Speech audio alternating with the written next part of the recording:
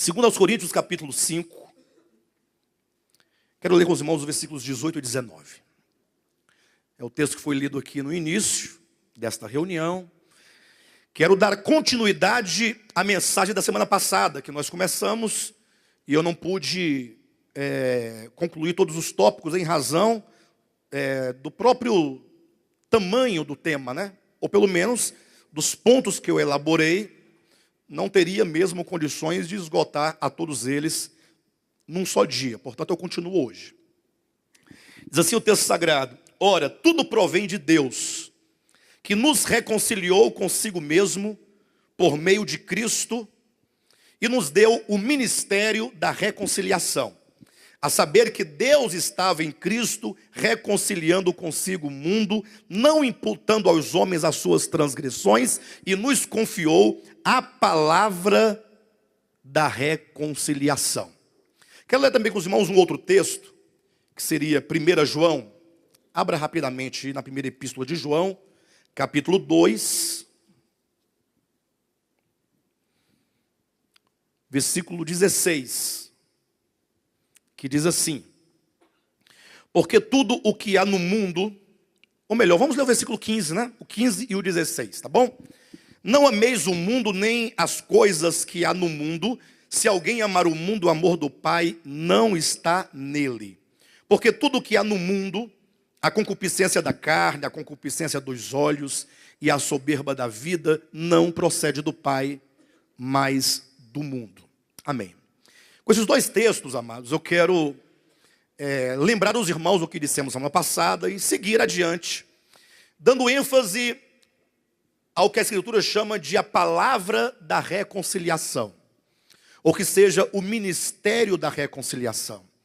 Eu pregava, inclusive, ontem em Goiânia, na igreja de Goiânia, e eu chamava a atenção dos irmãos para um fato muito curioso, o fato de que, embora haja muitos cristãos, sobretudo eu me refiro aqui aos cristãos evangélicos, eu digo isso porque me parece que os evangélicos, eles têm uma maior consciência da sua salvação do que outros cristãos que não são evangélicos.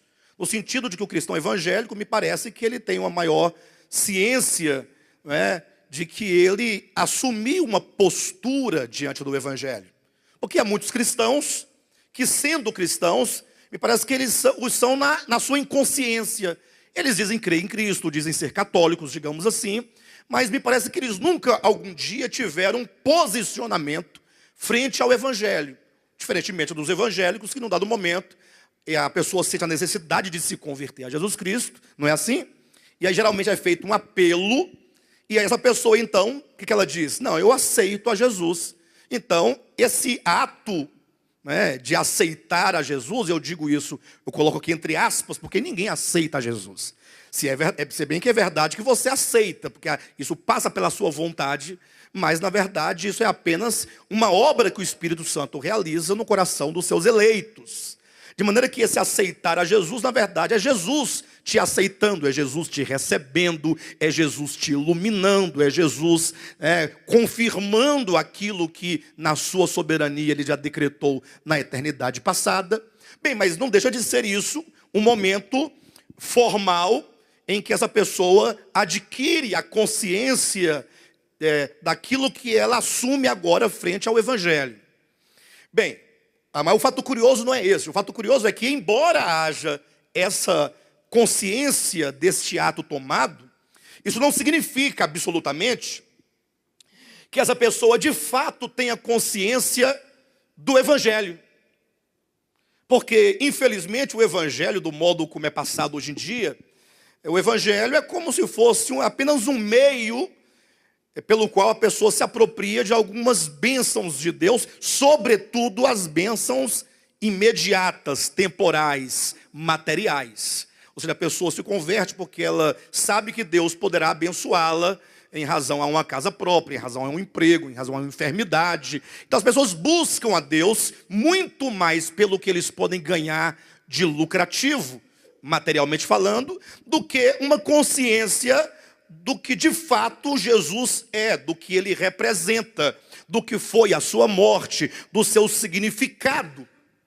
E o pior, até para aqueles cristãos que tem a consciência do que é a morte de Cristo, no sentido de morte redentiva ou de uma morte vicária, substitutiva, mesmo estes pastores, líderes, não estão claros exatamente do significado profundo, do cerne da cruz de Cristo. Não entendem o sacrifício de Cristo. Inclusive, este é um ponto que será tratado no livro que nós estamos fazendo, porque existem, na verdade, duas visões acerca da morte de Cristo, da cruz de Cristo, que é prevalecente hoje no mundo.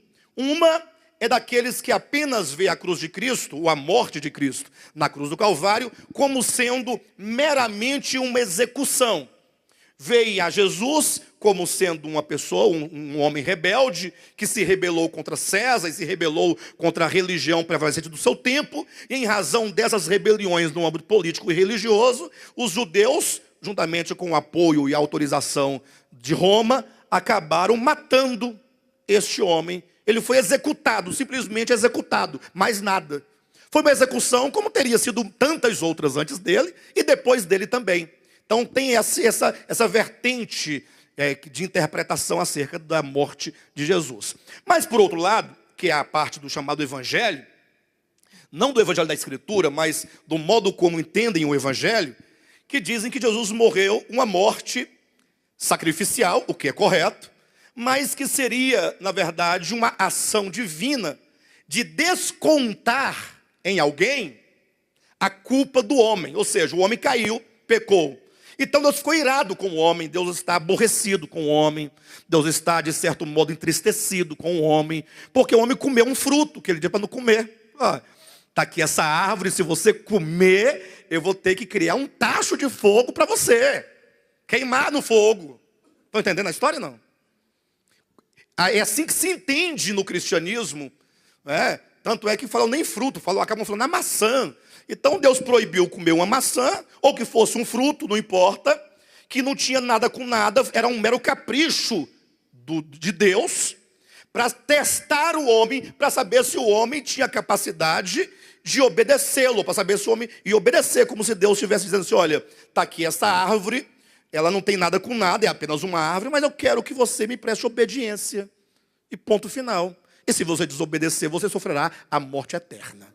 Aí o homem foi lá, comeu do fruto e deu no que deu. Essa desgraça toda do mundo, tanta gente morrendo, sofrendo, tanta dor, lágrima, angústia, essa perversão, todo esse mal que consome a humanidade, existe em razão de um capricho de Deus. Isso eu estou falando segundo o modo como veem. Pastor, mas eu nunca ouvi falar disso. Não, na verdade você nunca pensou isso. Mas se você analisar do ponto de vista como é explicado, Deus criou o homem, colocou no jardim, e ali colocou uma árvore, e diz, você não come dessa árvore, se você comer, você vai morrer. O homem foi lá, comeu, e Deus se zangou, e em razão da sua zanga, pronto, deu isso que deu. Só que aí, diz, não, pastor, mas Deus é amor, Deus provê salvação para o homem, por meio de Cristo. Mas aí como é que você agora entende isso? Sabe como? Que Deus está zangado com o homem, está triste, está aborrecido, e Ele é capaz de perdoar o homem, desde que essa sua ira seja derramada em alguém, nem que seja no seu próprio filho. Aí nós olhamos, quando eu digo nós, eu quero dizer o cristianismo, vamos corrigir esse ponto, olha a morte de Cristo como sendo Deus perdoando o homem, à custa de descontar a sua raiva no seu filho Jesus. É um Deus irado que mata o filho, que cospe no filho, que maltrata, chicotada e cruz e humilhação. Aí você, agora eu estou aliviado, né? Eu já derramei minha ira sobre meu filho, então agora eu posso perdoar. Ou seja, seria um amor incapaz de ser amor, conforme a Escritura. Porque a Escritura diz o seguinte, que o amor tudo suporta. O amor tudo sofre. O amor tudo crê. O amor não se ufana. O amor não se conduz inconvenientemente. O amor não ensoberbece. Ou seja, o que é o amor? Se você diz eu perdoo desde que, esse desde que, ele fere a essência do amor. Eu sei que dirão, pastor, mas o senhor está esquecendo que Deus é amor, mas Deus é justiça. E aí é por causa dessa situação é que muitos entendem equivocadamente a morte de Cristo. Porque pensam que a salvação está no martírio, no sangue, na chicotada, no prego enfiado. Mas Deus salva desde que primeiramente Ele mate. Eu só posso salvar se condenar. Eu salvo condenando, e eu condeno salvando. E não sabem que, na verdade, o que Cristo sofreu na cruz do Calvário, todo aquele sofrimento, que de fato foi muito angustiante, ele não começa na cruz do Calvário. A salvação do homem é em razão do próprio Deus, que, diferentemente de Lúcifer, e aqui os irmãos, para entender a redenção, tem que entender a queda. A grande razão por que os homens não entendem a redenção é porque eles começam a leitura da redenção a partir da redenção, a partir da cruz, e não remontam a sua história, a sua origem. Ou seja, Cristo só morreu na cruz do Calvário por causa de um problema. Onde se deu esse problema? Lá no céu. Lembram quando Deus criou um querubim honrado, bonito, maravilhoso, perfeito, e um dia ele se rebelou contra Deus? Então vamos entender, o que foi a queda do universo? Em que consiste a queda? Entenda isso.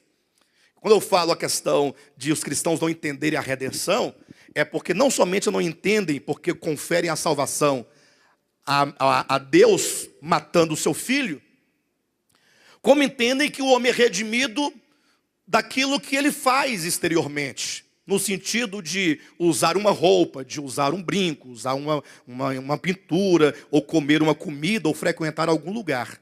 Tudo errado. O pecado consiste em quê? Aí você reconstrói a história, remonta a história lá na queda de Lúcifer, e você vai entender exatamente o que é o pecado. Quando então, esse ser criado por Deus, simplesmente, por causa da sua beleza e da sua formosura, ele simplesmente disse, eu subirei aos céus. É esse sentimento. Não é nem essa atitude, porque ele não fez isso.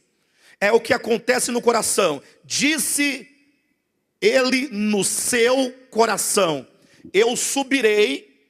É essa disposição acima das estrelas dos céus. Eu exaltarei o meu trono e serei semelhante ao Altíssimo. Isso é o que atrai todas as consequências. Não que Deus estivesse jogando essas consequências, mas toda a desgraça do universo, que é a consequência do pecado, que se finaliza com a morte eterna, é o resultado de uma criatura simplesmente querer no seu coração, desejar no seu coração, e na sua ilusão, como se ele pudesse viver sem Deus. É quando a criatura não entende que tudo foi criado nele, que tudo foi criado para ele e por meio dele. É quando a criatura não quer depender do Criador. É como se um ramo de uma árvore dissesse, eu não quero estar mais ligado a essa árvore. Eu vou me desligar dessa árvore. E de repente então, porque esse ramo se desliga, o que vai acontecer com ele? Ele vai morrer? Agora eu pergunto, foi a árvore que disse, porque você fez isso, eu vou te matar? Não, não foi. É a consequência inevitável e fatal de você, no seu coração, se afastar de Deus. De maneira então, que se a queda foi esse espírito de exaltação, essa soberba da vida, nós vamos ver aqui em 1 João, que fala que um dos aspectos do mundo é a soberba da vida. É isso que é o grande pecado e é isso que é a queda. Por isso, quando Deus criou o homem lá no Éden, o que a serpente falou para a mulher lá no Éden? Lembra? Por ocasião agora da queda do homem, a serpente disse, olha, se você dançar um funk, aí você vai perder a sua salvação. Mas se você cantar os hinos da harpa, aí você vai ser salvo. Foi assim que a serpente disse? Qual foi a tentação? A serpente pegou um copo de pinga e falou assim, bebe, Eva, bebe. Foi assim? Por que nós fazemos disso o pecado, enquanto que o pecado não está nisto? Por que será? Entenda isso. Qual foi a tentação que a serpente fez à mulher?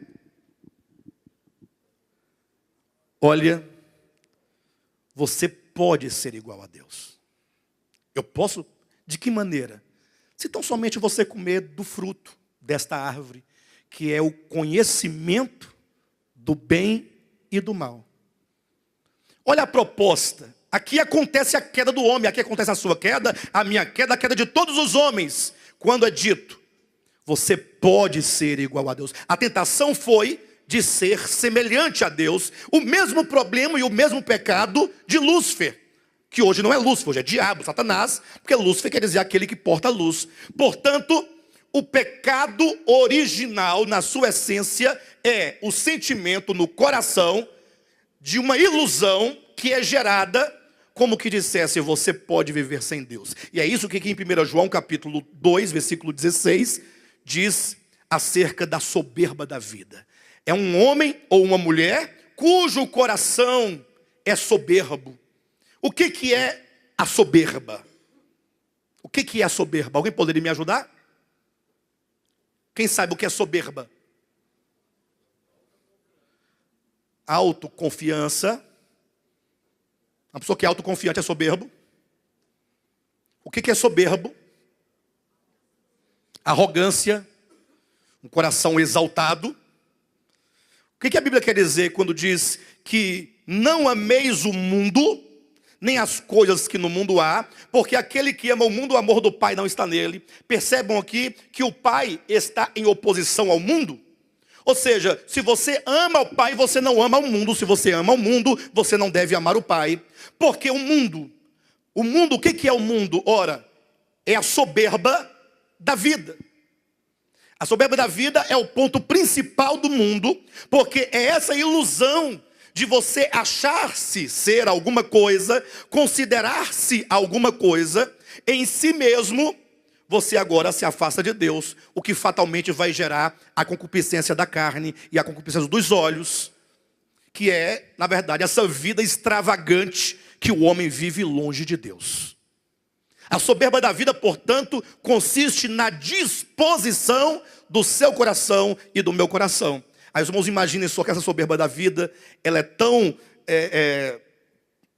perversa, tão maligna, que é essa soberba da vida que leva os homens, inclusive, a criar para si as suas próprias religiões. Quando o homem cria para si uma religião, dizendo que é possível que o homem, com as suas próprias mãos, construa a sua salvação, isso é uma soberba.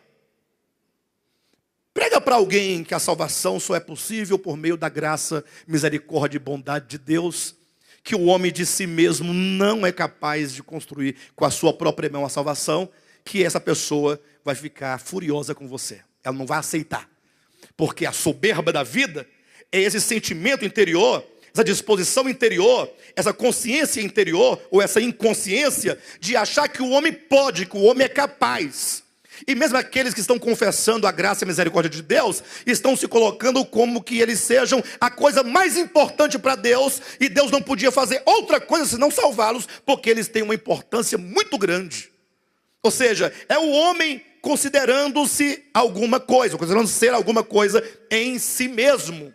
E portanto toda palavra, toda ação, todo pensamento, todo sentimento, qualquer coisa que você realize, que esteja sendo fomentado, esteja sendo, tenha como substância esse sentimento de independência, é pecado. E tudo que você faz, pensa e considera e realiza, tendo no seu coração aquele mesmo sentimento que está lá em Jeremias capítulo 17, versículo 9. Bem-aventurado o homem que confia no Senhor. Bem-aventurado o homem cuja esperança é o Senhor. Ele é como árvore plantada junto a correntes de águas. Essa confiança em Deus, como nós falamos aqui na semana passada, usando o Salmo de número 39, versículos 4, 5, 6 e 7. Quando Davi ora a Deus dizendo, Senhor, dá-me a conhecer o meu fim, qual a soma dos meus dias. Esse coração de dependência, tudo que você realiza, tendo esse coração dependente, exalta e glorifica a Deus. Lembra lá quando diz em 1 Coríntios capítulo 10, Salvo engano, versículo 30, quer comais, quer bebais, quer façais qualquer outra coisa, faça para a glória de Deus. Isso é possível fazer qualquer coisa para a glória de Deus, se você estiver nessa base desse espírito de redenção. Por isso que a cura, a solução para o problema da queda é a morte de Cristo. Não enquanto Deus batendo no seu filho e achando bom e ficando satisfeito na medida que bate e oprime o filho. Não. O que é a salvação? A salvação é o inverso da queda. O que foi a queda? Eu subirei, eu serei. Lúcifer era Deus? Ele era o quê? Uma criatura. Não é esse espírito que traz toda sorte de misérias para a humanidade ou para o universo? Então como é que salva o homem dessas misérias? É quando aquele que é, e aqui está a redenção, aquele que sendo Deus, não julgou por usurpação o ser. Ele é. Ele não poderia falar assim, eu sou Deus. Não poderia gritar para o universo. E portanto vou sentar aqui num trono de ouro, e vocês todos vão ficar curvando-se pelas eternidades sem fim, dizendo que eu sou bom, que eu sou isso e aquilo outro, me adorando. Mas não. Oi? Isso. Mas não, o que ele fez? Sendo Deus, ele abriu mão de si mesmo. Olha o espírito, olha a disposição. E eu não estou enganado, basta que você leia Filipenses capítulo 2, quando Paulo diz, tende em vós o mesmo sentimento que houve também em Cristo Jesus. É um sentimento, é uma disposição de coração. E aí Paulo começa a descrição da obra de redenção. E lá está a prova, pode olhar. Capítulo 2, a partir do versículo 5. Sendo Deus, a si mesmo se humilhou. É esse amor que redime. Ora, mas ele não precisava disso, ou precisava? Ele não precisava disso. Mas o amor é aquele que se dá incondicionalmente. Mesmo sendo Deus, não julgou por usurpação o ser igual. Porque um dia teve um anjo que, não sendo, julgou por usurpação o ser. E aquele que é diz, não, eu sou, mas eu abro mão do meu ser. E eu vou demonstrar que não há meio de recuperar e de restaurar, senão me entregando. E aí ele abre mão da sua glória, João capítulo 17, ele vai dizer, lá pertinho da sua cruz, ele diz, Pai, glorifica-me com a glória que eu tive junto de ti antes que houvesse mundo. Ou seja, ele estava na glória do Pai, então ele abriu mão da sua glória. Quando ele tornou-se um anônimo, quando aquele que é o Criador de tudo, fez-se homem, nasceu de uma mulher, de uma virgem, nasceu na menor das cidades de Belém, nem para escolher uma grande cidade, uma Nova York da vida, ou uma grande capital, não, nasceu na Judéia. Não bastasse que fosse na Judéia, foi numa das menores, das mais insignificantes cidades. E tu, Belém Efrata, estava lá no finalzinho do mundo, nasceu de uma virgem, não nasceu num hospital, nasceu num curral de animais. Já imaginou? O berço de Cristo, de Jesus, foi um coxo. Sabe o que é coxo? Pois é, foi num coxo. E ali ele cresceu como um homem, totalmente desconhecido, mas na verdade era Deus encarnado, o Altíssimo encarnado, era o Eu Sou encarnado. João começa o evangelho dizendo, no princípio era o verbo estava com Deus e o verbo era Deus. Todas as coisas foram feitas por intermédio dele, sem ele nada do que foi feito se fez. A vida estava nele. Houve um homem chamado João, referindo-se a João Batista, que veio para dar testemunho da luz. Ele, João Batista, não era a luz, ele veio testificar acerca da verdadeira luz que vinda ao mundo ilumina todo homem. E tendo ele vindo ao mundo, o mundo não o conheceu. Você já pensou numa situação dessa? Pensa comigo uma situação dessa. O eterno não ser conhecido pelas suas criaturas. Coisa ruim é a pessoa não ser conhecida. Ou você sendo uma grande pessoa, chega no lugar e todo mundo te ignora porque não sabe quem você é. Você imagine só, digamos assim, um grande presidente da república, né? Poxa, orgulhoso, grande, poderoso, é o homem do poder. Mas se ele chegar num lugar e ninguém dá bola para ele, não tiver imprensa atrás dele, um microfone, não tiver ninguém para apresentá-lo, simplesmente ele passar como um anônimo desconhecido, a pessoa ela é reduzida, não é reduzida? Isso é de um homem. Imagine só, Deus veio ao mundo e o mundo não o conheceu. Simplesmente ele ficou como um anônimo. Mas o que faz isso? Se ele é? Isso sim se encaixa perfeitamente com 1 Coríntios capítulo 13. O amor. Isso sim, é esse espírito, é esse sentimento que já está redimindo o homem. De modo que quando chegou aos seus 33 anos, sim, ele foi julgado pelos homens. Já imaginou? Deus, santo, sem pecado, sem culpa, eterno, soberano, todo-poderoso. Agora, meia dúzia de velhos, anciãos, religiosos, perversos, vão julgar a Jesus Cristo, numa madrugada. Julgar. Mas se eles tivessem noção, vocês sabem quem é que vocês estão julgando? Se eles tivessem noção que ali era o Logos, eles cairiam prostrados, ou não? Mas, e Jesus, como ovelha muda, não abriu a boca. Isso é o amor. Quando então zombaram dele, escarneceram, colocaram-lhe um manto sobre os seus ombros, cor de escarlate. Sabe para quê? Fala, ele é rei, traz o manto do rei. Mas eles estavam mentindo, eles estavam fingindo. Aquilo lá não era para exaltá-lo, era para humilhá-lo, era para escarnecer dele, era para zombar dele. E ele, como ovelha muda, não abria a boca. Alguém teve uma ideia, correu. Todo rei tem que ter o quê? Um cetro. Correram lá, pegaram uma cana, um cabo de vassoura e colocaram na mão dele. Para zombar.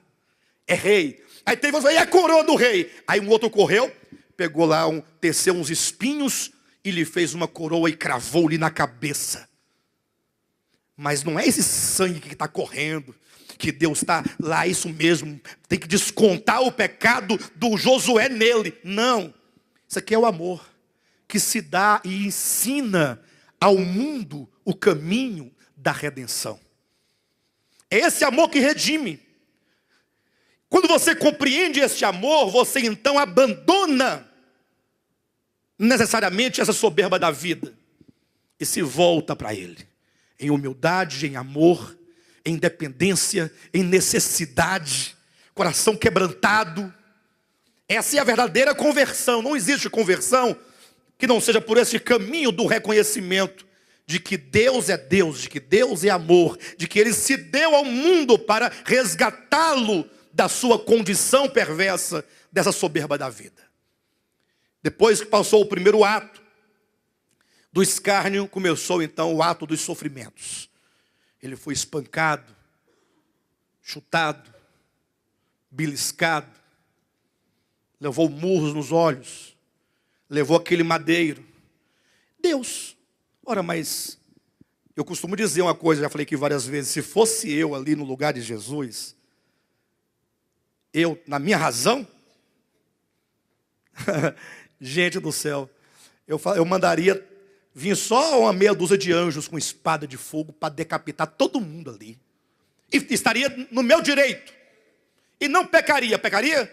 Eu sou Deus, eu que mando em tudo. Eu que crio, eu que vou definir o que é o pecado. Se eu falar, não, isso aqui não é pecado, ponto final. Eu sou Deus. Vocês são tudo criaturas. Mas não, o amor não é vingativo. Ou é vingativo? O amor não se ensoberbece. O amor perdoa ou não perdoa? Perdoa com um si. O amor diz, pai, perdoa, diz o pai, mas será que eu posso? Eles não sabem o que fazem. Só isso. O amor diz, eles não sabem o que fazem. Nós falamos, sabe o quê? Aquele pilantra, vagabundo, não sabe. A gente não fala desse modo? Mas o amor não. O amor nunca diz isso. O amor simplesmente se entrega. Ali, aqueles sofrimentos eram homens maus e perversos que estavam fazendo contra Deus. Ali era a manifestação pública e prática de toda a revolta. Sim, revolta de Lúcifer. É o sentimento de maldade no seu coração, quando se tornou inimigo de Deus. Toda aquela ira do coração daquele anjo agora se materializava e se manifestava ao universo quando feria a Jesus. De maneira então que a redenção é esse espírito que está sendo formado hoje em nós. Salvação, portanto, que aqui diz é a palavra da reconciliação. Ou seja, um dia o mundo se afastou de Deus, tornou-se inimigo de Deus. Como é que alguém pode se tornar inimigo de Deus? Não o reconhecer como Deus, não reconhecê-lo como sendo a vida, não reconhecê-lo como sendo a fonte da vida, não reconhecer que você só existe nele, que você existe para ele, que você foi feito por ele, e portanto Deus é a razão de toda a nossa existência. Se você está aqui hoje, é por causa dele. Se você abriu os olhos hoje, é por causa dele. Se você se levanta, é por causa dele. Se você caminha, é por causa dele. Se você faz xixi, é por causa dele. Faz cocô, é por causa dele. Ninguém gosta de falar de cocô, mas o cocô, pensa numa coisa boa, é você ir ao banheiro e, como diz o eufemismo bíblico, aliviar o ventre. Meu irmão, fica aí para você uns 30 dias, para você ver como quando você fizer, você fala assim: louvado seja Deus Todo-Poderoso, Criador dos céus e da terra, e Jesus Cristo, seu único Filho, nosso Senhor. Por quê? Porque Deus fez isso. Isso é de Deus, é maravilhoso. Isso é extraordinário. Tudo que Deus fez é maravilhoso. E nosso coração então precisa de reconciliação. Nós temos que voltar a Deus e vê-lo, entendê-lo, compreendê-lo e recebê-lo como sendo o tudo. Se ele é o tudo, eu só posso ser o nada. Porque se eu for alguma coisa, ele não será o tudo. Porque eu sou alguma coisa. Então, para que ele seja absoluto, eu tenho que me relativizar. Enquanto um ser que, ainda que nesse processo de vida, de existência, eu pareça possuir ou ser alguma coisa, mas tudo isso é nele, por meio dele e para ele. Aí você está num processo de salvação. Bem, mas aí nós vimos como tratar então essa soberba da vida. E no Salmo 39, na semana passada, nós vimos a oração de Davi, que trata com esse problema. Quando Davi diz: Senhor, dá-me a conhecer o meu fim, qual a soma dos meus dias, para que eu reconheça a minha fragilidade. Desses aos meus dias o cumprimento de alguns palmos, a tua presença, o prazo da minha vida é nada. Na verdade, passa o homem como a sombra, em vão ele se inquieta, amontoa tesouros e não sabe quem os levará. E eu, ó Senhor, o que espero, tu és a minha esperança. É uma oração que diz: Senhor, a minha vida, essa existência humana. Você tem quantos anos, Rosirene? 41, não é? Eu não esqueço porque tem a minha idade, né? Você está super nova, viu, Rosirene? Tem a minha idade. Então imagine, 41 anos é nada. Quem sabe a irmã Rosirene não vai embora daqui a meia hora, daqui a 1 ano ou 5 anos, ainda que seja daqui a 30, 40 anos. Essa existência humana não é nada diante de Deus. Agora, reconhecer isso requer um tratamento da soberba da vida. Porque senão você vai existir aqui nessa terra, nessa vida efêmera, passageira, achando que você é alguma coisa. E aí, nesse momento, eu quero aproveitar o momento, inclusive para comunicar à igreja o falecimento da irmã Valéria. A Valéria, nossa irmã em Cristo, que congregava conosco até então. Talvez muitos aqui não se lembrem dela, porque ela é uma pessoa muito discreta. Muito discreta. Mas ela se assentava bem aqui, juntamente com a Aline, com a Marli, com o Daniel, aqui deste lado.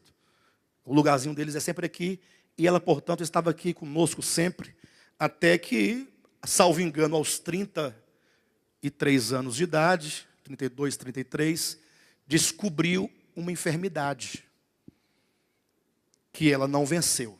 A enfermidade não foi vencida em vida. Por isso ela faleceu na sexta-feira e foi sepultada ontem. 33 anos de idade. Também tivemos aqui um irmão Luciano, que também faleceu, já tem alguns anos, da mesma enfermidade. Por que eu faço referência ao Luciano? Porque provavelmente, eu digo isso em hipótese, a Valéria, na época da morte do Luciano, estivesse conosco. Perfeito? E você imagina, o Luciano, ele faleceu novo, jovem, 40 anos de idade, 40 e alguma coisa. Eu não sei a idade dele certa, mas era 40 e algo. Para lá de 40 o Luciano tinha, né? Hã? 39, tá ali a menina. 39, então, pertinho dos 40. Então imagine você que quando o Senhor levou o Luciano, a Valéria tivesse ido ao sepultamento, ou não, mas tivesse no culto, ele foi ao sepultamento. Aí imagine você, está lá uma jovem, de seus 20 e poucos anos de idade, na época, no sepultamento de um outro jovem. A gente olha para aquele que está lá e fala assim, o irmão Luciano tão novo foi embora. E talvez a Valéria dizendo, tão novo foi embora, e não sabia que ela também iria tão cedo. Ou sabia? Não sabia. Ela não tinha ciência de que ela também tinha ou desenvolveria este problema. Então você agora também está sabendo da morte da Valéria. E você talvez esteja pensando que você não vai, mas você pode ir, inclusive, hoje. E por que nós então... Não, pastor, eu sei que eu vou. Não sabe não, ninguém sabe. Nós sabendo que vamos morrer, nós não sabemos. Sabe por quê? Porque você tem tantos planos. Você faz plano de aposentadoria, você faz plano da velhice. Você só não faz plano para a morte. Eu falei com minha mãe, cadê minha mãezinha? Está aqui. Falei, mãezinha, a senhora está com 70 anos esse ano, vou comprar uma sepultura para a senhora. Falei, não falei, mãezinha? E vou comprar um caixão também. E vou colocar dentro do quarto dela. Lógico. Por quê? Porque quando a morte vem, ela nos pega de surpresa. Às vezes não tem nem o dinheiro para comprar o caixão, não acontece isso? Então vamos planejar, mãezinha, a morte da mãe. Não é que eu quero que ela vá, mas não, porque... Só que aí eu cometi um grande erro. Qual foi? É que eu posso ir primeiro do que ela. Hã? Vai que essa cova seja minha. Pode ser minha. O caixão seja meu. Mas isso indica o quê? Que nós sempre achamos que o outro vai morrer. Mas eu não. A cova serve para os dois, muito bem. Muito bem. Bem, por todos os efeitos, eu quero dizer o seguinte. Nós temos tantos planos, mas tantos planos. E às vezes esses planos, quando não coloca a Deus como sendo o seu principal plano. Quer ver uma coisa? Todos aqui devem ter planos, não? Bom demais. Inclusive, vida sem plano é vida sem razão. Vida humana. Você não tem nenhum plano. Você não tem plano de estudar, não tem plano de se formar, não tem plano de se casar, não tem plano de nada. Sua vida... Isso também é pecaminoso, porque isso às vezes revela uma preguiça incrustada lá dentro. Mas a questão é que você tenha como primeiro e principal plano Deus. Jesus disse, buscai, pois, em primeiro lugar o reino de Deus e a sua justiça. E as outras coisas vos serão acrescentadas. Então, se você coloca o reino de Deus em primeiríssimo plano na sua vida, e todos os seus planos são subordinados ao plano de Deus, então você, de fato, está no caminho certo. O caminho do reino, o caminho da salvação orgânica, é o caminho de eleger a Deus no seu coração, o seu tudo, o seu maior, em todo e qualquer momento. A vida cristã, embora ela passe por alguns aspectos práticos, por exemplo, você trouxe a sua oferta, amém. Glória a Deus. Aí é para pagar a energia, o som, o aluguel, essas coisas práticas. Quero que os irmãos saibam, isso não é o reino de Deus. Ah, não é, pastor? Pensei que era. Não, isso aqui é coisa da terra, do homem.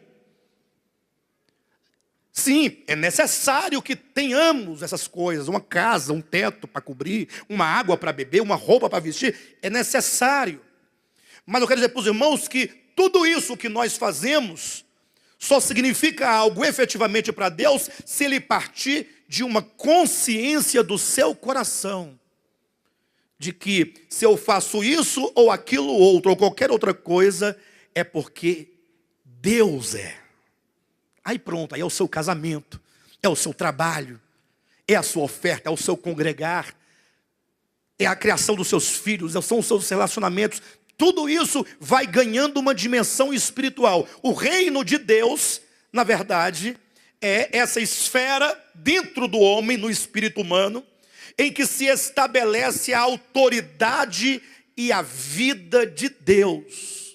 Estar no reino de Deus não é uma questão de associação. Você preencher uma ficha. Agora estou no reino de Deus. Não. Ora, o reino de Deus é porque Ele é o rei. Ó. Ele é o soberano, Ele é o absoluto. E você, no reino, está debaixo dessa autoridade, debaixo deste governo, debaixo dessa vida, dessa bênção, totalmente dependente, acoplado e ali recebendo de Deus a todo e qualquer momento. Não somente no culto, em qualquer momento. Aí nós temos então que tratar algumas coisas. Nós vimos como devemos nós olhar para a vida humana, ou melhor, para a existência humana. No Salmo 39, semana passada. Hoje quero apresentar mais alguns pontos para os irmãos. E um deles está aqui em Tiago. Abra sua Bíblia. Livro de Tiago. Epístola de Tiago. Capítulo 4.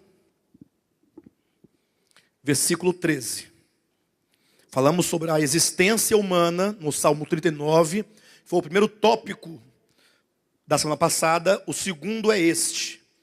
Com respeito aos projetos. Olha o que diz a Escritura no capítulo 4, versículo 13 em diante. Atendei agora, vós que dizeis. Vós que dizeis. Hoje, ou amanhã, iremos para a cidade tal, e lá passaremos um ano e negociaremos e teremos lucros. Tem algum problema nisso aqui, queridos? Algum problema? Olha, vamos para tal cidade. Quem aqui tem algum plano, eventualmente, de ir para alguma cidade? Ano que vem eu estou pensando em ir para tal cidade, vou mudar de Brasília, vou para São Paulo, vou para o Rio de Janeiro, não sei. E lá eu vou montar um negócio e vai dar certo, né? E vou viver lá, vou ter lucros. Algum pecado nisso? Em que consiste, então, a soberba da vida? Nisto. Aqui tem uma soberba muito grande. Sabe por quê? Se você fizer um plano para amanhã, amanhã é segunda-feira, perfeito? Segunda-feira, e amanhã, então, eu vou viajar. Amanhã, segunda-feira. Mas será que eu vou viajar amanhã? Vou? Eu não sei se eu vou. Porque um simples vírus insignificante que eu não vejo pode me impedir de ir. Vai que dá uma diarreia aguda, daquelas que você não consegue ficar 5 minutos fora do banheiro. A cada 5 minutos, chega. Aquela que vai abrindo assim, ó. Não tem uma que vai abrindo? Não tem? E que ninguém consegue ficar dentro de casa? É simplesmente uma infecção intestinal. E você começa a vomitar e fica fraco, não quer comer, não quer sair, não quer fazer nada. Você não pode. Não, foi uma bactéria. Salmonela. É salmonela? Estava no ovo, no presunto, no queijo que você comeu. Ah, mas você não ia viajar? Pois é, mas aí vem uma bactéria invisível ao olho nu e eu não posso agora sair. Ou de repente, quem sabe amanhã, quando eu abrir os olhos, me encontro num lugar estranho. Onde é que eu estou? Aí eu ouço uma voz dizendo assim: Alexandre, você demorou a chegar aqui. Quando eu olho, quem é? O apóstolo Paulo. Ele diz: prazer, apóstolo Paulo. E eu digo assim: o que você quer aqui? Aí ele fala: não, o que você quer aqui? Não fui eu que fui lá, foi você que veio para o Hades aqui. Ou não pode acontecer isso? Pode acontecer. Então, os nossos planos, eles são pura pretensão e soberba quando você não reconhece isso e não coloca tudo na mão de Deus.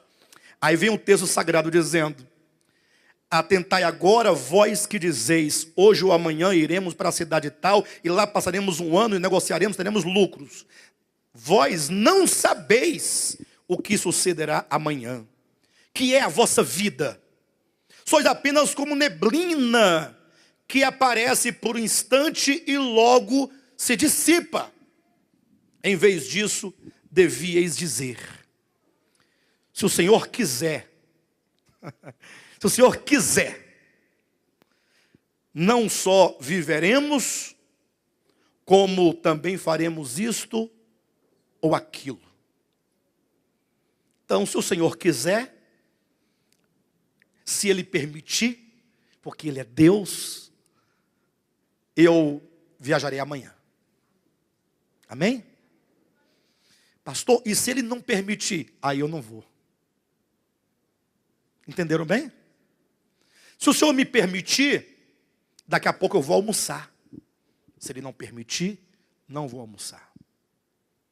Isso é você compreender que Deus é o Senhor da sua vida. A salvação, portanto, que nós tanto falamos, salvação orgânica, reinar com Cristo, passa por esse caminho do reconhecimento de que Ele é o Senhor. Por isso o versículo 16 diz: agora, entretanto, vós jactais das vossas arrogantes pretensões. Toda jactância semelhante a essa é maligna. Mas por que maligna se eu estou fazendo um plano de me mudar de cidade? O que Deus tem a ver com minha vida? Não é que Ele tem a ver com a sua vida, é que você tem a ver com a vida dEle. Porque você está totalmente ligado. Então, se Deus quiser, se Deus permitir, faremos, se não, não faremos. Isso trata com a soberba da vida, não trata? A partir de hoje, nunca mais você vai fazer nenhum plano, vai? Que não esteja sujeito a ele. Pastor, esse ano, quero estudar para passar no concurso público. Vou me esforçar, vou fazer de tudo. E se Deus quiser, se Deus permitir, eu vou passar. Se Deus permitir. Totalmente. Pastor, eu não passei ainda, eu já estou até ficando frustrado. Dê sempre graças a Deus. Mas porque eu não passei? Não, porque Ele está no controle da sua vida. Aí você reconhece que toda a sua vida é um controle. Está dentro do controle divino. Lógico, tem algumas coisas que, estando no controle, algumas coisas negativas, foram atraídas por nós mesmos. Não foi Deus que colocou. Mas eu quero dizer que a sua vida integralmente depende dEle. E isso trata, portanto, com essa soberba da vida. Fazer isso significa você estar em constante reconciliação, sendo reconciliado com Deus. Tem um outro ponto aqui, que é a questão das riquezas. Falamos sobre a existência, falamos sobre os projetos, agora as riquezas. Abra sua Bíblia em Lucas capítulo 16, versículo alguma coisa. Lucas 16. Aqui nós temos uma parábola, e eu quero rapidamente mencioná-la. Capítulo 16. Quero ler com os irmãos apenas o versículo 8. 8 e 9. E elogiou o Senhor o administrador infiel, porque se houvera atiladamente Porque os filhos do mundo são mais hábeis na sua própria geração que os filhos da luz. E eu vos recomendo, das riquezas de origem iníqua, fazei amigos, para que quando aquelas vos faltarem, esses amigos vos recebam nos tabernáculos eternos. Versículo 10 também. Quem é fiel no pouco, também é fiel no muito. E quem é injusto no pouco, também é injusto no muito. Essas palavras, um pouco estranhas a princípio, fazem parte de uma parábola que Jesus contou, aqui chamada a parábola do administrador infiel. O que diz a parábola? Diz, isso é Jesus contando uma história, que certo homem administrava a fazenda de um certo proprietário. Ou seja, nós tínhamos ali um administrador, um mordomo, que administrava os bens, a riqueza de uma dada pessoa. Aconteceu que essa pessoa, esse administrador, estava roubando o dinheiro do seu patrão. Vocês entendem isso? Tirando o dinheiro de alguma maneira, o texto não diz exatamente em que aspecto ele fazia isso. Porém, alguém contou para o senhor, para o patrão dele: olha, o teu empregado, o teu administrador está te roubando. Aí foi lá o patrão e disse: olha, presta conta da tua administração, me entrega porque você já não permanecerá nela. De repente aquele homem se viu: e agora, o que eu vou fazer? Ficar desempregado? Trabalhar na roça eu não tenho condição, minhas mãos não dão conta de capinar. Pedir esmola eu tenho vergonha. Como é que eu vou viver? Aí ele pensou: poxa, mas bem que eu poderia ter umas casas de alguns amigos para que me recebessem, né? Almoçava de manhã na casa de um, à noite jantava na casa do outro, no outro dia um cafezinho na casa de um terceiro. Aí ia fazendo um rodízio, né? Para todo mundo. Ou então alguns meus amigos me acolhessem para morar com eles, eu podia viver bem. Mas ele tinha um problema, ele não tinha amigos. Provavelmente fosse mais ou menos aquela ideia do publicano, né? Que cobrava os devedores, cobravam em excesso, altos juros, impunha. E com isso as pessoas tinham raiva dele, tinham ódio dele, não gostavam dele. Então ele teve uma ideia: não, eu tenho que planejar o meu futuro. Aí ele foi na casa de um que devia tanto, falou assim: vamos abaixar essa dívida, se deve 100, vamos colocar só 50. O outro devia 80, vamos colocar só 70. Aí ele foi baixando a dívida das pessoas. E na medida que ele fazia isso, ele pensava: vou fazer isso para ganhar alguns amigos. E assim, quem sabe, eles me recebam em suas casas quando eu ficar desempregado. Aí Jesus está dizendo com essa parábola que essas pessoas, os filhos do mundo, porque o que ele fazia não era algo lícito, era algo ilícito, mas ele usou de esperteza. Em que aspecto? Ora, em algum momento ele pensou em quê? Pensou no futuro. Bem, ele agiu de perversidade, é verdade. Só que o que está sendo louvado aqui é que mesmo no seu erro, no seu engano, mas ele pensou no futuro. Essa é a questão da parábola. Será que você pensa no seu futuro? Ou você só pensa no seu presente? E aqui, irmãos, tem uma denúncia muito grave. Nós vivemos num século, preste atenção. Isso eu falo, nós é eu e vocês todos e nós todos. Vivemos num século de um profundo individualismo, de um profundo egoísmo. A sociedade, ela está estabelecida de uma maneira a que cada um cuida da sua própria vida e o outro que se exploda. Cada um tem seus problemas, cada um tem a sua vida. Você corre para lá que eu corro para cá.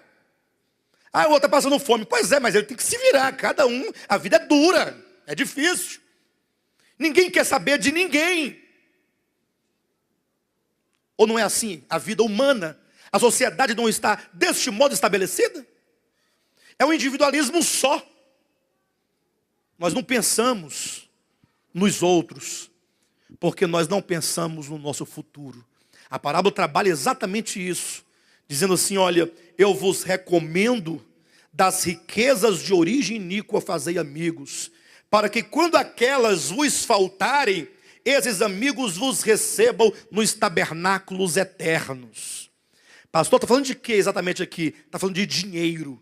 Quando a Bíblia fala riquezas de origem iníqua, é porque existem dois tipos de riquezas. Tem a riqueza celestial, a riqueza eterna, a riqueza divina, mas existe a riqueza humana, material. Por isso que diz riquezas de origem iníquas. Não quer dizer perversas nem pecaminosas. Quer dizer que são riquezas da terra, que elas são efêmeras, elas são passageiras. Então ele diz, olha, fazei amigos. Como é que eu posso fazer amigo ou amigos com as riquezas terrenas? É você dividir com os que não têm. E quando você então divide com aquele que não tem, quando chegar naquele grande dia que você estiver lá no tribunal de Cristo, com medo de tanta coisa, porque ninguém fica sem medo diante de um tribunal, já imaginou? De repente está lá Jesus dizendo, pastor Fernando, o negócio está meio feio para você aqui, viu? Olhando aqui, aí daqui a pouco alguém levanta e fala, Jesus, por gentileza, o senhor dá licença da palavra? Pois não, meu filho, o que você quer? Não, quero trazer a lembrança ao Senhor de que o Fernando um dia estendeu minha mão numa situação.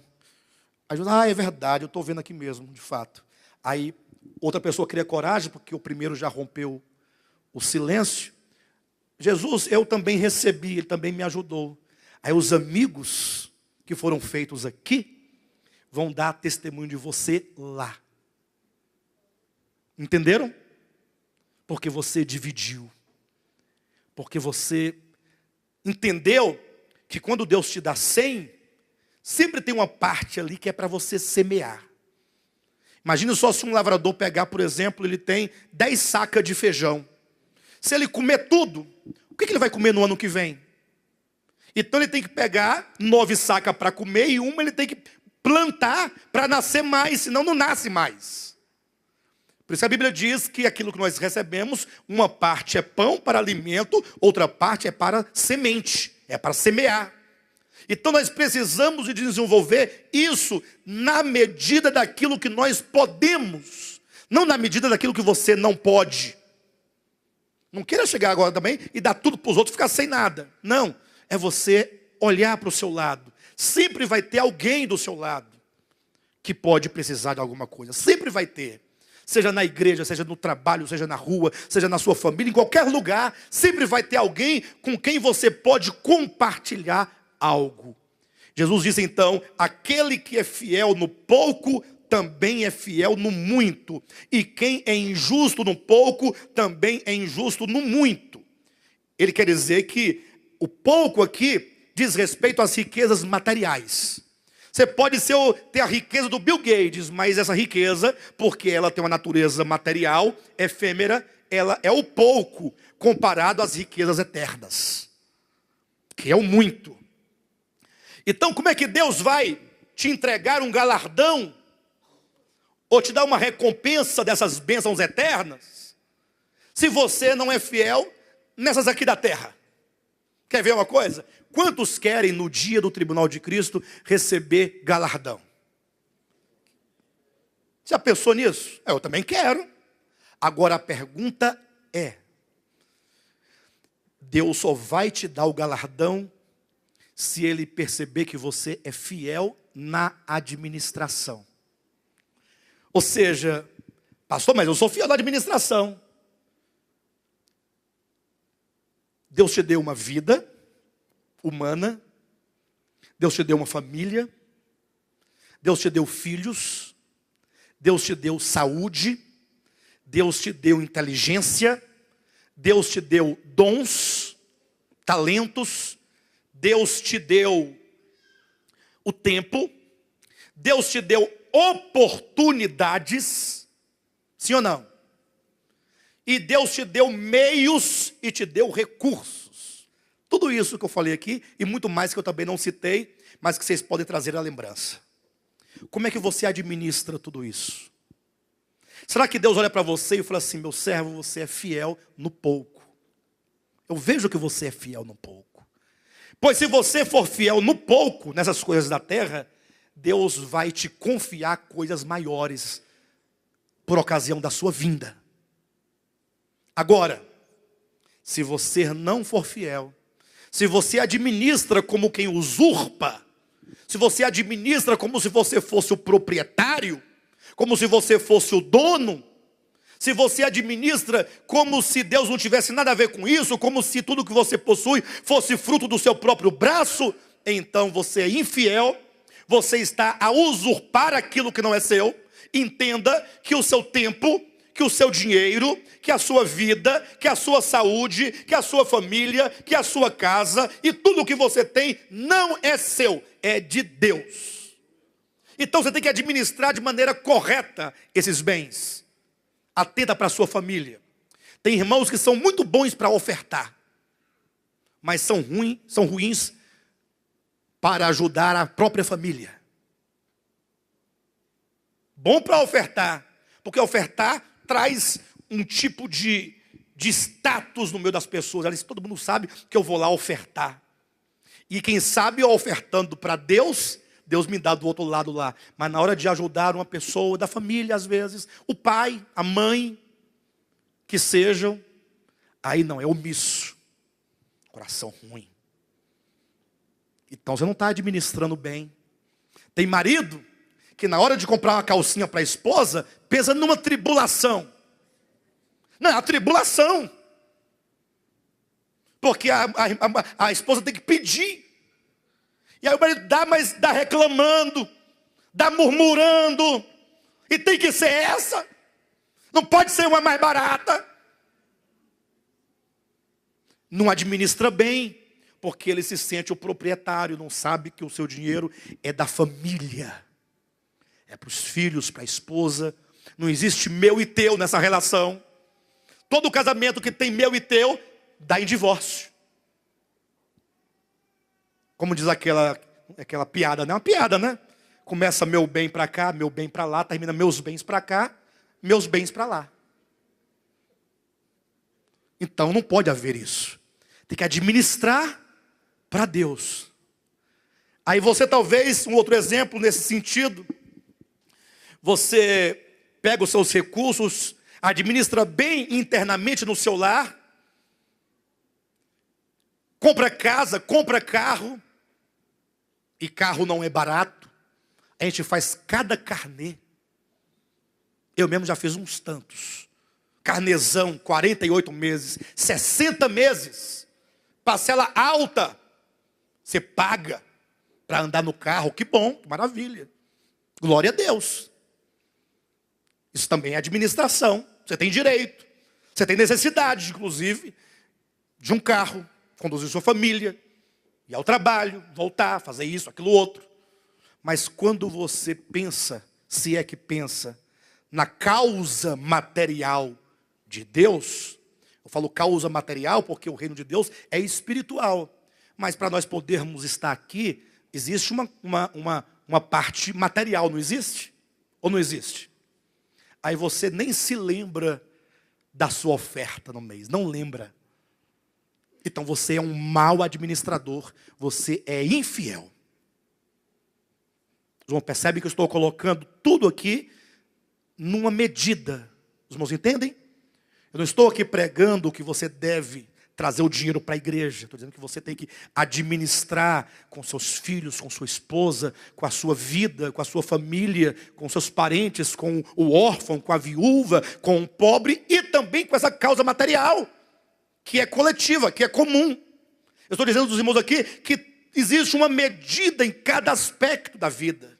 Alguns são negligentes com respeito aos estudos. Deus poderia te usar tanto, mas você não. Prefere torrar todo o seu dinheiro com qualquer coisa, com churrasco, com bebida, com festa, mas não tem coragem de pagar um curso para você fazer, para você poder melhorar, se ampliar, poder entender mais, crescer mais, produzir mais. Ou seja, nós temos que ser bons administradores dos recursos divinos, ou que seja dos recursos humanos que Deus nos tem colocado em nossas mãos para que nós possamos administrá-los. Os irmãos estão entendendo bem? Por último, quero apresentar aqui o último ponto. Falamos sobre a existência, sobre os projetos, sobre as riquezas. E há um ponto importante que é sobre o serviço. E aí eu quero chamar a atenção de todos. Viram a página de Lucas, Lucas 16, vá para Lucas 17. Esse ministério, atenção, é o último tópico, e ele é de extremíssima importância. Esse ministério trabalha com poucas atividades, pouquíssimas. E sobretudo com pouco serviço prático. Diferentemente de outras organizações, porque as outras elas se organizam em departamentos. Aí eles criam um departamento de adolescente, de jovem, de criança, de adulto, de senhoras, de gideões. Eles criam tantos departamentos para poder distribuir os cargos, né? Aí vem o primeiro presidente, o segundo presidente, terceiro presidente, vice-presidente, tanto presidente, diretor, secretário. Faz todo um trabalho, né, volumoso, sem qualidade, muita quantidade, pouquíssima qualidade, só para que as pessoas estejam presas dentro de, como eu posso colocar? De um sistema. Muito obrigado. Dentro de um sistema. Aí imagina só que a Rosirene não vai sair daqui nunca, porque ela é secretária da CIB. E o pior, quando ela quer sair, porque ela tem um dízimo bom, uma oferta boa, quando eu vejo que ela está saindo, que está intrínseca, não, o ano que vem vou te colocar para presidente da CIB. Aí não sai mais. Segura com cargos. Está lá o irmão a vida todinha, nunca recebeu nada. No dia que ele fala que vai sair para não perder a oferta, não, eu vou te ungir diácono. Vou te ungir presbítero. Vou te ungir pastor. Você vai sair pastor. Aí a pessoa não sai mais porque ela tem que receber aquilo. Então, aqui nesse ministério, nós entendemos que os serviços são fruto da vida. Ou seja, fatalmente, aquilo que é vivo, que é orgânico, ele vai gerar, ele vai produzir. E seja em qual for o aspecto, se é uma pessoa que fica à porta ali para receber os irmãos, isso tem que ser da vida. Se você entender que é um mero mecanismo e você tem que estar lá porque te colocaram, e você às vezes vem aborrecido, então está errado. Todo e qualquer serviço, desde os pastores, no meio dos quais eu me incluo, que são de dedicação exclusiva, até as irmãs que cuidam das crianças, os irmãos que tocam, os músicos, as irmãs que cantam, os irmãos que vigiam os carros, os que cozinham na ceia, os que cuidam dos projetos, que ajudam lá nos livros, os irmãos que ficam na porta olhando, atendendo, que lavam o banheiro, que cuida, que tem alguma responsabilidade, seja ela qual for. Se você fizer esse serviço para mim, você está fora do propósito. Se você faz para ser visto, você está fora do propósito. Existe uma maneira de você tratar a soberba do seu coração quanto ao serviço. E aqui, meus irmãos, eu vou te falar, é complicado. É complicadíssimo. Nunca usurpe esse serviço. No dia que for de você fazer qualquer coisa que seja, se você faz aborrecido, você faz constrangido, você faz contra a vontade, murmurando, pelo amor de Deus, não faça. Porque Deus não vai receber esse serviço. Pastor, como é que eu tenho que fazer então para Deus receber? Olha o texto sagrado aí.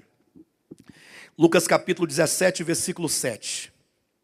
Qual de vós, tendo um servo ocupado na lavoura, ou em guardar o gado, lhe dirá quando ele voltar do campo, vem e põe-te à mesa? Ele está fazendo uma pergunta. Ele não está dizendo para você fazer isso. Ele está falando assim, vocês conhecem alguém que tem um servo lá na lavoura? E quando esse servo vem da lavoura, vocês conhecem alguém que diz assim para esse servo, vem cá servo, senta aqui à mesa, vamos jantar? Vocês conhecem alguém? Provavelmente no tempo de Cristo não houvesse isso. Hoje ainda existe. Mas talvez no tempo de Cristo, em razão da compreensão que se tinha acerca do serviço, sobretudo o serviço escravo, que na época havia. Então, essa pergunta, certamente, naquele tempo que foi feita, sugeria uma resposta. Não conheço ninguém que faça isso. Como é que eu sei disso? os versículos restantes. Versículo 8. E que antes não lhe diga, ou seja, ao contrário disso, o que se costuma dizer? Prepara-me a ceia, cinge-te e serve-me enquanto eu como e bebo, depois comerás tu e beberás. Ou seja, o escravo ou o servo chega do campo, o que o Senhor diz? Vai arrumar minha mesa, que eu vou comer e beber, você vai ficar ali à minha disposição, me servindo em volta da mesa, depois que eu comer, aí sim você vai lá, come e bebe. Eu disse que no tempo de Cristo era assim, em razão da visão. Se bem que hoje em dia tem muita gente que ainda faz isso hoje. Com o empregado doméstico, com a diarista, com a pessoa que capina no quintal. O que não é muito adequado. Mas aqui Jesus não quer falar sobre o patrão, ele quer falar sobre o servo. Aí ele continua dizendo no versículo 9. Porventura terá de agradecer ao servo? A pergunta é, esse senhor, esse patrão, no final de tudo, terá que dizer ao servo, muito obrigado? Olha que ele está dizendo uma verdade dentro de um contexto histórico, naquele tempo em que se não compreendia, humanamente falando, essas relações trabalhistas. A pergunta é, o senhor, patrão, terá que chegar para o empregado e fazer muito obrigado? Certamente não, porque o outro é o quê? É servo. Você já entendeu o que é ser um servo? Quem já entendeu o que é ser um servo? Talvez nós não tenhamos entendido. Todo mundo vai dizer que entendeu, mas talvez você não entendeu. Quer ver porque não entendeu? Está aqui, ó. Versículo 10. Assim também vós, depois de haver desfeito quanto vos foi ordenado, dizei. Atenção, assim também vós, depois que você, servo, fizer tudo que tiver sido ordenado para você fazer, o que você tem que dizer? Somos servos inúteis, porque fizemos apenas o que devíamos fazer. Olha esse coração, ele não é soberbo, ou é soberbo? Esse coração que é soberbo? Pastor, mas como é que é a história? Eu não estou entendendo, o que eu tenho que dizer mesmo? Sou um servo inútil. Gil, já imaginou? Eu sou um servo inútil. Mas por que se acha inútil? Não, porque eu só fiz apenas a obrigação. Não fiz nada demais. É a minha obrigação. Gilmar, olha para mim. Isso. Você está operando a máquina aí? Está operando? O Gilmar é um servo? Se o Gilmar é um servo, estou perguntando para a igreja. Está operando a máquina, está ali em pé. Eu estou em pé, ele está em pé. Todos estão sentados, então nós dois estamos servindo vocês todos aqui. Sim ou não? Aí quando acabar, e aí, Gilmar? Estou triste. O que foi? Sou um servo inútil. O que é isso, varão? Você estava ali a manhã toda filmando em pé. Eu só fiz apenas o meu dever. Poderia ter feito mais. Poderia ter feito mais. Mas eu ainda estou restrito à obrigação. Olha, ele entende que o que ele faz é apenas o dever. Poxa, eu queria fazer mais que o meu dever. Então eu estou me sentindo inútil diante disso. E por que ele fez apenas o dever? Ou por que ele fez o dever? A obrigação de estar ali. Aí eu pergunto, Gilmar, tem obrigação de estar ali? Respondam-me. Não tem obrigação. Por que o texto está dizendo, fiz apenas o meu dever? O que devia ser feito. Ele tem obrigação de estar ali? Tá, e o texto diz o quê? Somos servos inúteis porque fizemos apenas o que devíamos fazer. Aí eu vou dizer para os irmãos que ele não tem obrigação de estar ali. Como eu também não tenho obrigação de estar aqui. E nem ninguém em qualquer outro lugar, do ponto de vista humano. Em relação a mim, ele não tem que estar ali, porque ele não é meu empregado. Em relação a vocês, eu não deveria estar aqui por obrigação, porque eu não sou o vosso empregado. Sim ou não? Em relação a todos nós, o Paulo não deveria estar lá àquela porta, porque não é nosso empregado. Mas eu pergunto, e em relação a Deus, que deu ao Gilmar a capacidade de operar aquela máquina, ele tem o dever? Tem. Em relação a Deus, sim. Porque ele é criatura, porque ele é filho, porque ele é servo de Deus. Por isso que a Bíblia diz que cada um dará conta de si mesmo a Deus naquele grande dia. Então, quando você fizer algo, seja operar uma máquina, seja tocar um violão, um instrumento, cantar uma canção, olhar os carros, cozinhar, lavar a louça, seja o que for, não importa. Quando na ceia a gente fala, irmãos, os irmãos estão precisando de 4 voluntários para lavar as louças. Você tem o dever diante de Deus de fazê-lo. Todos têm o dever de fazê-lo diante de Deus. Sinta-se a partir de hoje devedor. Porque lembra que o apóstolo Paulo disse: eu sou o devedor a gregos e a bárbaros quanto à pregação do evangelho. Por que isso? Porque ele era funcionário dos gregos e dos bárbaros? Porque os bárbaros e gregos iriam cobrar dele? Não, é porque Deus conduziu a vida de Paulo desde o nascimento, para que ele tivesse tudo o que naquele momento ele tinha, para que ele fosse um dispenseiro. Eu simplesmente não posso me recusar a alimentar a igreja e ensinar a igreja. Eu não posso. Eu tenho a obrigação diante de Deus de estar aqui e fazê-lo com amor e com fidelidade.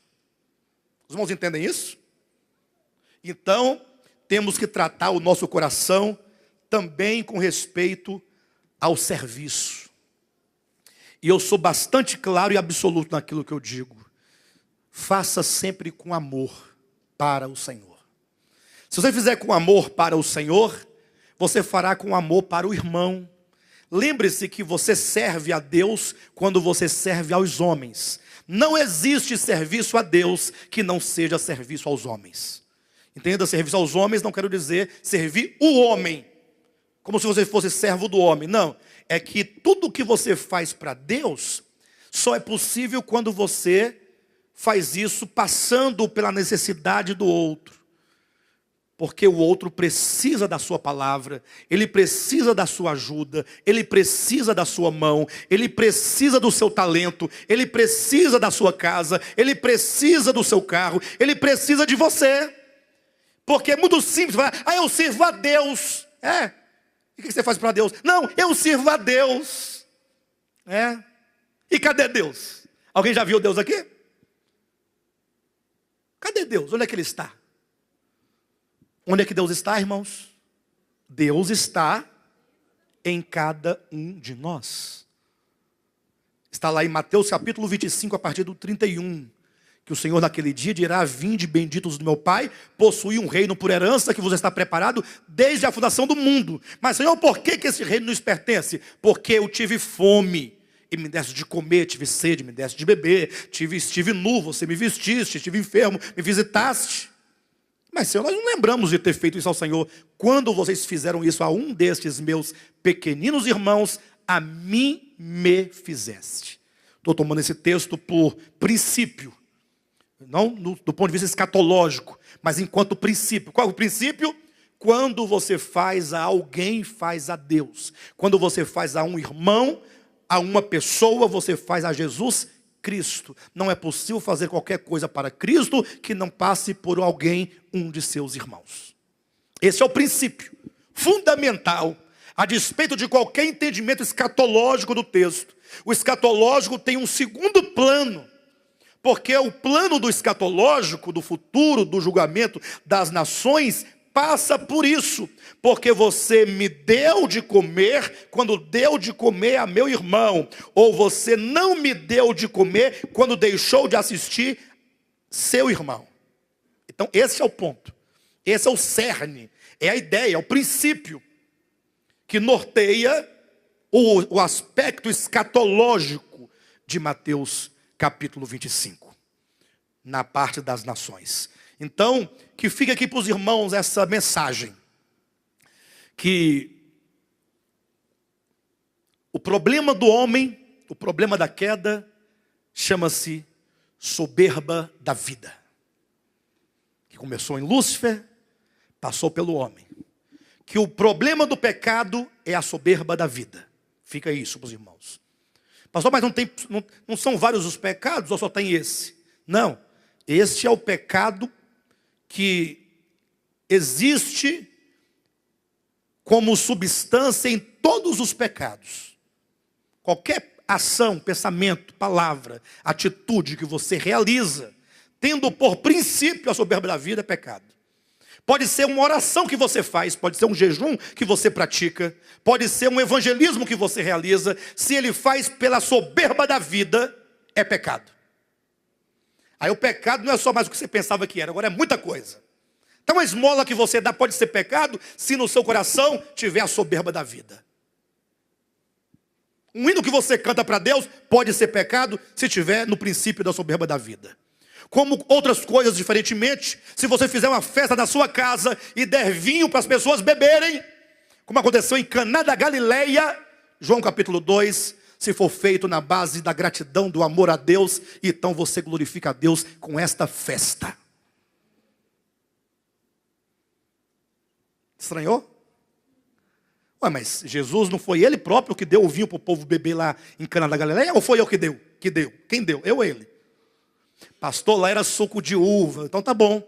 Então você pega a sua Bíblia e apaga onde está vinho e coloca o suco de uva. Inclusive não se esqueça de mudar também Efésios capítulo 5, versículo 18. Quando diz não vos embriagueis de vinho, apaga o vinho e coloca não vos embriagueis com suco de uva. Não, pastor, porque aqui em Efésios é vinho, lá é suco de uva. E quem te falou isso? Quem foi que te falou isso? A soberba do seu coração, que quer ser melhor do que os outros, que se sente mais santo, mais justo do que os outros, inclusive mais santo do que Jesus, que comia e bebia entre os pecadores. Então vamos tratar essa soberba da vida e vamos praticar uma vida cristã diferente. Vamos começar aqui dentro. Comece aí dentro do seu coração. Não aceite qualquer vida cristã diferente do Espírito de Deus agindo dentro do seu coração e destruindo toda soberba, para que você se torne um servo autêntico, que ama, que perdoa, que estende a mão, que compreende, que se doa. Aí você vai expressar a Cristo. Nunca mais vão te chamar de crente. Vão te chamar agora de cristão. Porque cristão é aquele que anda e vive no mesmo espírito de Cristo. Cristo, cristão. Crente, embora seja um termo correto e bíblico, porque é aquele que crê, mas já está estigmatizado como sendo um grupo de religiosos dos piores que existem na face da terra. Tá bom?